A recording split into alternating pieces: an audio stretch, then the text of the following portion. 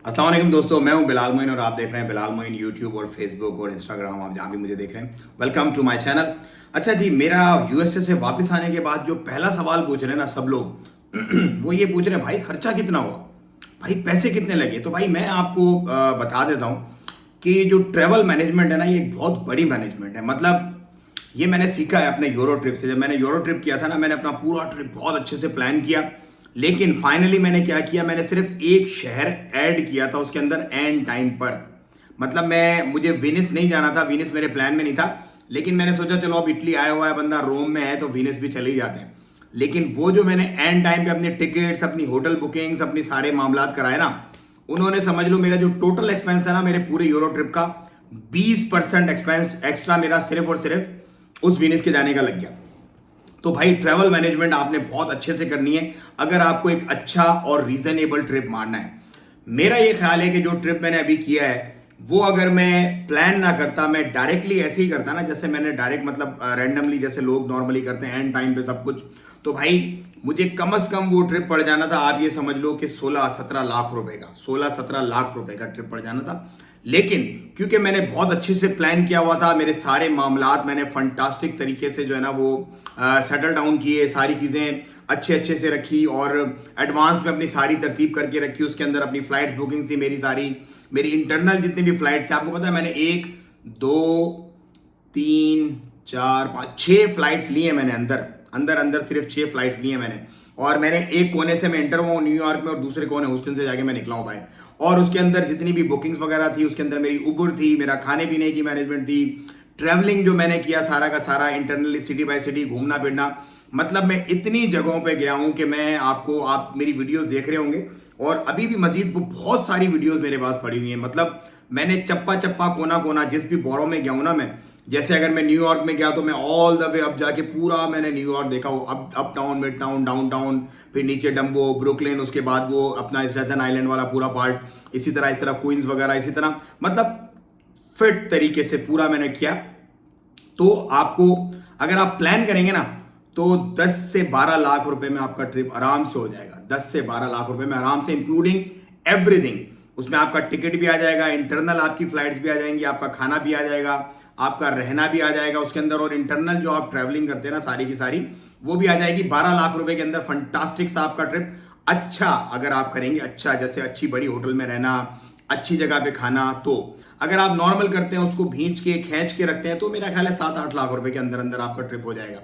ये मैं आपको बता रहा हूं कि अगर आप, मैंने 5 स्टेट्स विजिट किए हैं, 5 स्टेट्स, सो उसके हिसाब से मैं आपको बता रहा हूं। सो भाई आपने सबसे पहले अपनी बुकिंग्स एडवांस करानी है। बहुत सारी एयरलाइंस हैं जिनके कुछ स्पेसिफिक टाइम्स होते हैं, उन टाइम ड्यूरेशन के अंदर वो एयरलाइंस अपनी ऑफर्स देती हैं टिकट्स की। सो वो ऑफर में आपने टिकट करवानी है। तो आपको सबसे पहले जो सबसे महंगी आपकी कॉस्ट पड़ेगी ना, इनिशियल कॉस्ट, वो आपकी पड़ेगी पहली टिकट। पाकिस्तान से अमेरिका, इंडिया से अमेरिका, ओमान से अमेरिका, दुबई, जहां भी आप रहते हैं वहां से अमेरिका की सबसे पहले बड़ी आपको कॉस्ट ये पड़ेगी।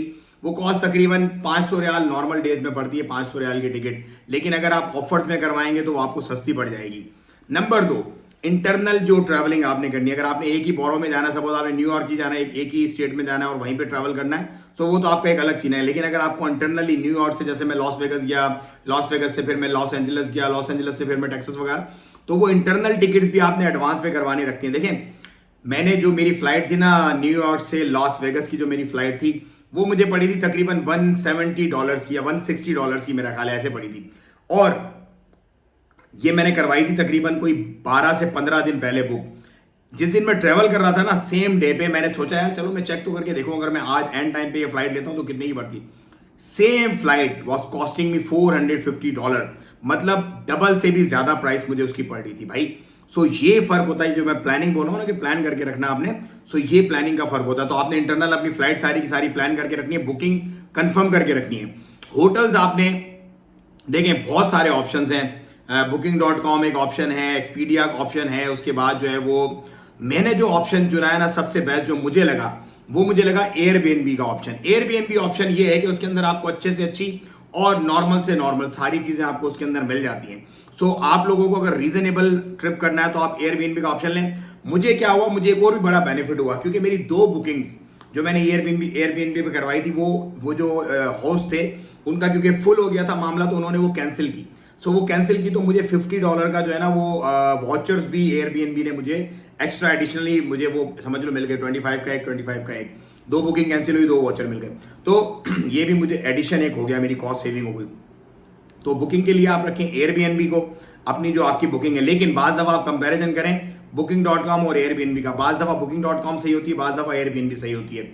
और उसमें आप सिलेक्ट कर लेते हैं रिव्यूज लाजमी पढ़ें। जिस भी होटल को आप बुक करवा रहे हैं उसमें कस्टमर के रिव्यूज आप लाजमी पढ़ें, वो बड़ा मैटर करते हैं। क्योंकि मैंने एक ऐसी मतलब बुकिंग करवा ली थी जो दिखने में तो फीचर्स वगैरह तो बहुत अच्छी थी, बहुत फंटास्टिक, लेकिन जब मैंने रिव्यूज पढ़े ना, 2-4 रिव्यूज ठीक है होते हैं बंदा आगे पीछे, लेकिन जब जो ज्यादा अगर रिव्यूज खराब हो ना, don't go with that, don't go with that option, क्योंकि आपका एक ट्रिप खराब हुआ फिर आपका सारा मजा ही खराब हो जाता है। सो ये आपने बड़ा ख्याल रखना, रिव्यूज वगैरह आपने पढ़ने हैं। उसके बाद आपकी जो इंटरनल ट्रैवलिंग है, जैसे मैं न्यूयॉर्क में उतरा, हालांकि गाड़ी भी थी, लेकिन न्यूयॉर्क में उतरते ही मैंने सबसे पहले पास ले लिया, जो सबवे का पास था। वो 7 दिन का पास मुझे $33 में पड़ा। $33 में मैंने मंड के पूरा का पूरा सबवेज के थ्रू जो है वो घुमा। न्यूयॉर्क के लिए बेस्ट ऑप्शन सबवे ही है। गाड़ी में ब्रुकलिन साइड पे या क्वींस वाली साइड पे तो ठीक है, लेकिन अगर आप मैनहट्टन या मेन सिटी में आप घूम रहे हैं ना, mid town, down town, up town, तो फिर आप मैस हो जाएगा, फिर गाड़ी आपके लिए अच्छा ऑप्शन नहीं है। और अगर आपके पास ये पास नहीं हो तो आप टिकट, अगर सिर्फ टैक्सी वगैरह आप करवाते ना, फिर तो आपकी सही वाली बैंड बच जाएगी, क्योंकि बहुत एक्सपेंसिव है वहां पर। उबर भी अगर आप लेते हैं ना, सस्ती से सस्ती वहां पर उबर पड़ती है, उबर भी आपको काफी एक्सपेंसिव पड़ जाएगी। तो आई विल रिकमेंड कि पास आप लें लाजमी न्यूयॉर्क के लिए।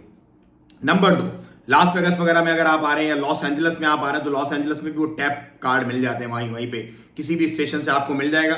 आप वो टैप कार्ड ले लें, इंटरनल आपकी जो ट्रैवलिंग वगैरह है वो सारी की सारी कंफर्म हो जाएगी।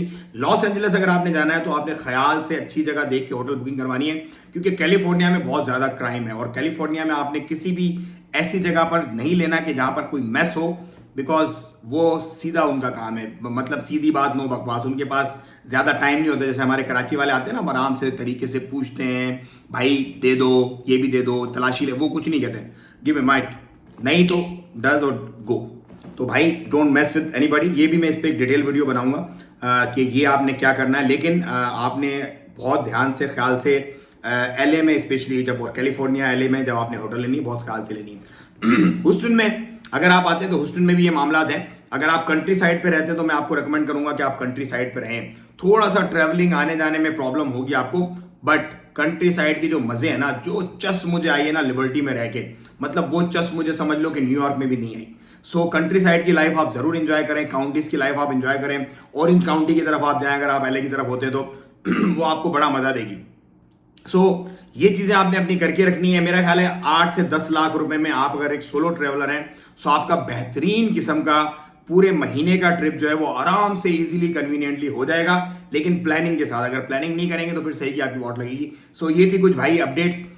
ये इसलिए भी था कि खाना भी इसमें बहुत महंगा पड़ता है। एक टाइम की जो आपको मील मुझे जो कॉस्ट पड़ी थी ना, $13-14 कम अज कम $13-14 आपको नॉर्मल मील कॉस्ट पड़ेगी एक टाइम की। सो ये थी कुछ अपडेट्स। मुझे दे इजाजत, दुआओं में याद रखें अपना और अपना बहुत ख्याल रखिएगा। अस्सलाम वालेकुम रहमतुल्लाह।